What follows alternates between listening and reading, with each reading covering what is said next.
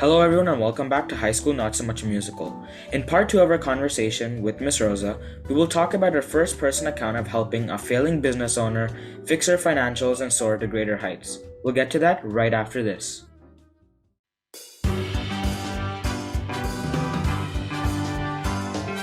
This is High School Not So Much a Musical, a podcast that takes you on a ride through the peaks and valleys of a high school journey. Here are your presenters, Nitin Jaladanki and Ayush Agarwal.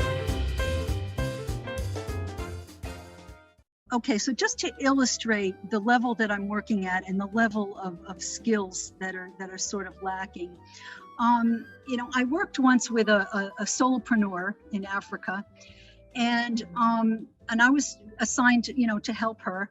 And what she was doing was that she was purchasing agricultural produce in one county, and then she was reselling it in another county and making a profit, because all the different areas have different things. So one has a lot of rice and one has a lot of palm oil and so forth.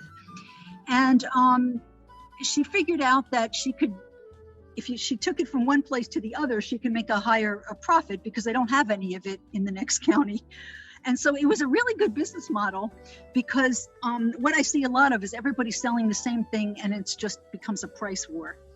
So it was rather creative what she was doing. And so she was also, she was giving a farmer some seeds to grow some specialty products for her.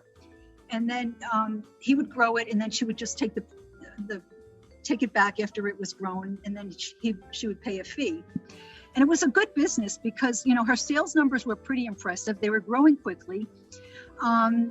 She's always asking her clients what they wanted. She delivered for them. She never had a problem finding new customers, and she always sold out her inventories. So her problem was she kept saying to me, I don't have any money and I don't understand why. So I started to dig into this. And this is very typical. I have to start asking questions about, what about this, what about that? And at first I couldn't figure it out. And then I discovered what I see all the time. She had failed to account for some of her expenses. And this is what I see. And so she didn't account for the seeds she was giving to the farmer to grow, the cost of those, and also the petrol and the transportation back and forth to all these places she was going. So I had to break the news to her that she was actually losing money once I plugged those numbers in for her. And then, that explained why she was, what was going on. And so we had to figure out what was she supposed to do about that. She had to either, she had to raise her prices for one thing, and then, taught her how to account for everything, how to keep track of all her expenses as well as her sales, so she knows whether she's in the black or in the red. So that's just an example, but it's very typical of what I see. Yeah, thank you for that. It really gives us some insight on it's a really great example, so we can see actually what it is that you're doing. And one of the questions I have for you is that let's say we were taking an example of you were helping out a small restaurant. So how would the entire program or course work? Would you be doing one-on-one meetings with would it just be the head of the restaurant, or would it be with the entire team? Because I feel a business wouldn't be successful unless everyone was sort of on board and knew what they were talking or doing. Yeah. So it to some degree, it depends on the program that the organization wants me to do. But usually it's usually just one or two people from the organization, only because they don't usually have a lot of employees anyway. However, I do welcome their involvement of others in the organization. And usually it's a weekly coaching.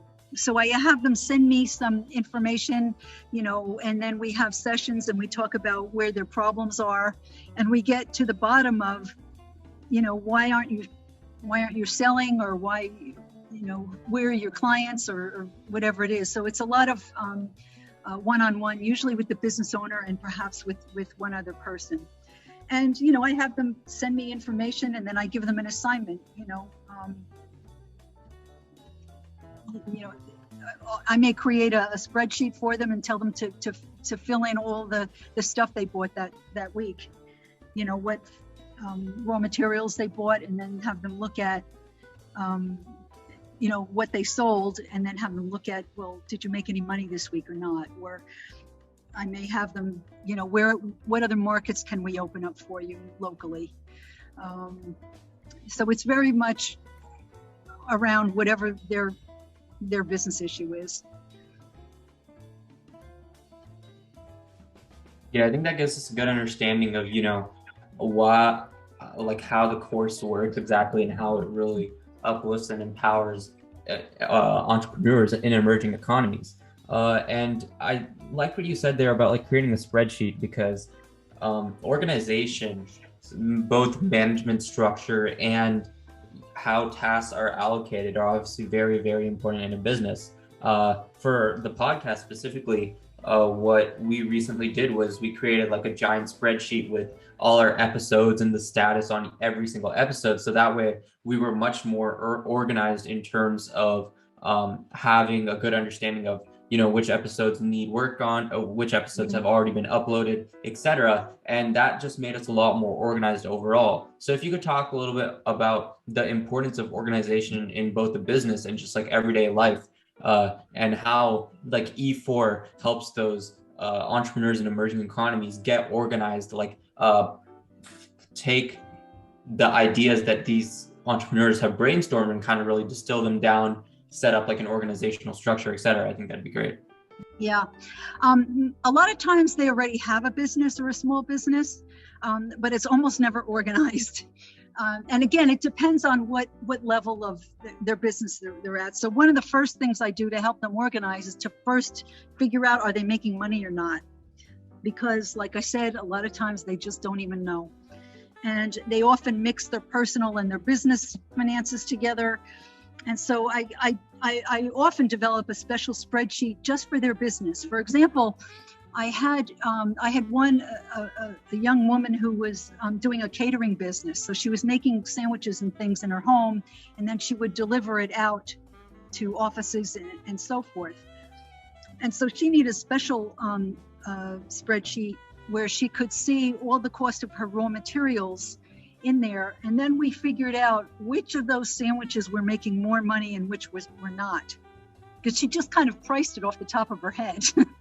And so we were able to say, look, this one is more value added. You can add an extra $1. You can charge an extra $1 for that one, or whatever. And so, it helped her with her, pricing properly. And so once we got that organized, we started to go then to her other costs. So this was during COVID, so it was a really hard time for her and for everyone else I was working with. And so she was having problems with, delivery and not wanting to come in contact with people. She was having problems with not being able to keep up with the demand because she was just one person. So we sorted through all of that, and we determined that she could hire someone part-time to do all the prep work for her, to cut the onions, to cut, to do the preparation for a couple of hours. And she had enough money to do that. And I said, you're to focus on the things where you're adding value. And then if there's something that someone else can do is just as easily as you, let's hire someone else to do that. And, the labor costs were low where she was. And so we got her to a point where she was now making money. She had this other person, helping her. That enabled her. And she also hired someone to do the deliveries. And so that allowed her to focus on what's going on with my business. How can I grow it? And so it's just a matter of just slicing everything up and saying, okay, we're going to attack this thing, and then we're going to attack that problem, and then it all comes together. And at that point, they can pretty much take it from there. Once I get them set up in a way that, that they can move forward. Yeah, like you sort of touched upon the question I was going to ask next, right at the end there. But before I get to that, like one more thing on like organization is that I feel like also teenagers could benefit like if they're really organized because a lot of us nowadays we're trying to do so many things. Like if you're not organized, really going to develop a lot of stress. You might start missing like your homework assignments, like you're not turning them in on time. But like the question I have for you is that like, have you seen any results from like the companies that you've worked with? Like, any good results from the companies that you've worked with? Or could you give us like an example of like a company that like you thought was really like down bad? They weren't at their greatest. They weren't really organized. But then after like your coaching, they were able to like become successful. Yeah, I had one where again, this was in the middle of COVID, and they had all the problems that I was talking about, and it was a young couple. They were about to get married, and this was their only source of income, and they were having all kinds of supply problems and things, and it was this was their last hope. Like I was their only hope to get them any sort of money to live on. I mean, that's how dire it was. And so we worked through, one problem, the next problem. The supply issues were huge during COVID, still are. And we figured out how to develop, for example, a different product where she could use other local supplies to just get her some cash flow. And she got the business up and running, and it's doing really well now. And she sells out all the time. A lot of it has to do with cash flow. Like you can't buy more raw materials until you have the cash from the sales from the other thing, from what you sold. So that's a big constraint. And these businesses don't have access to finance in most cases. Again, at the level that I'm working at, they don't qualify for loans because for a loan you need to have collateral. They don't have any collateral. If they had the collateral, they wouldn't need the loan. So they have to bootstrap it. And so they have to, they need a little bit of a startup money, and they have to just grow very slowly. But this couple now is now, able to make a living. They moved into a larger place. They bought some equipment, and they're up and running. I think, the growth is slow just because, they're sort of constrained by how much equipment and things that they could buy. But I think they'll get to a point where they'll be able to buy larger equipment, make larger batches, and I think they'll be on their way. This particular business was very good at marketing. Like the guy had a real marketing flair, and so I think that helped a lot too, is to make their business. So I'm not working with businesses that are going to have huge impact, and this is the problem in the development industry. They want to work with those upper tier ones that are going to create a lot of jobs and have impact, and they had this many, they've got metrics that they have to meet. But to me, if a business owner makes a decent living, they can buy their necessities, they can maybe pay the school fees for their kids and feed their families, they're happy, and if they make enough money to do that, that's a success. Yeah, I definitely agree, because like just getting people off their feet is like, it's even like with the business is just a really easy way to get off your feet, but maintaining it is sort of like the hard part, because you can get into and start a business very easily, but it's all about maintaining and keeping those connections that's really difficult. Yeah. So my next question has to do with how exactly did you, I mean, there's obviously a language barrier when you're going to these foreign countries. So how exactly were you able to like educate these people who may not speak English? Was there like a translator in some cases? And if they did have any questions and maybe like there's some words that couldn't be translated, how exactly did you get that like feeling and emotion through your work to them? Yeah, in most cases, I work in countries that speak English, but there were some cases, let's say in rural Africa, where they speak a local language and that has to be translated. And I remember one assignment in Kenya where the woman who was heading this community group that I was working with, she spoke English, but I told her that I wanted to work with the women in the community, in the group, not just her. And so we would have these sessions once a week, and she would have to translate everything. Like I would ask them for their input. And she translated everything. And when she was translating, I would say like a few sentences, and she would go off for 10 minutes. And I would say to her, "What are you telling them?" All I said was, 3 sentences. And she said, "I had to explain to them the concepts that you're talking about, because they don't understand, some of the," and I wasn't using complicated business terms, but they didn't know, like they were, illiterate. So she had to explain everything. And so the translation took a long time, and I just had to trust that she was translating it properly. But those women, they appreciated for the first time that someone came to them and asked them what they wanted to do, rather than me telling them, go do this, go do that. They were, they had a small business, and we had some ideas about how they can grow their business and develop recipes and, ideas that they came up with. And so, you can always do translation. It just takes a little longer. Awesome. Yeah. So this is basically the conclusion of our podcast. We really enjoyed hearing about, your unique experiences in emerging economies, because we've had a lot of other people centered around business on this podcast, but they've all primarily been, either the United States or Canada or some other developed economy. I think we talked to one guy in Germany, but hearing about it from an emerging economies perspective was really unique and interesting. So for one final question, which we ask to every person who comes on our podcast, could you just give some tips to high schoolers about, it could be business, entrepreneurship, if a high schooler is interested, in, for example, social impact and entrepreneurship for social impact, like what tips would you give to these future entrepreneurs? An entrepreneur in the US or elsewhere?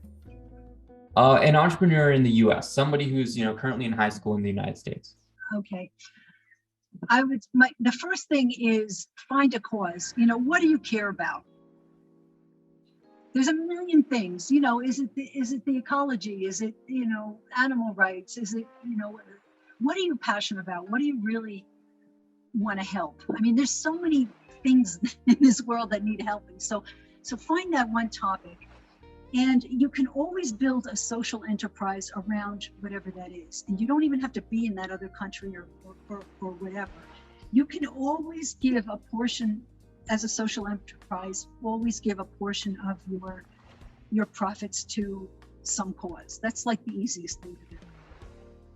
The next level would be to, let's say, use materials or things made by people who you want to help. So you're buying something from them and selling, let's say it's crafts or something.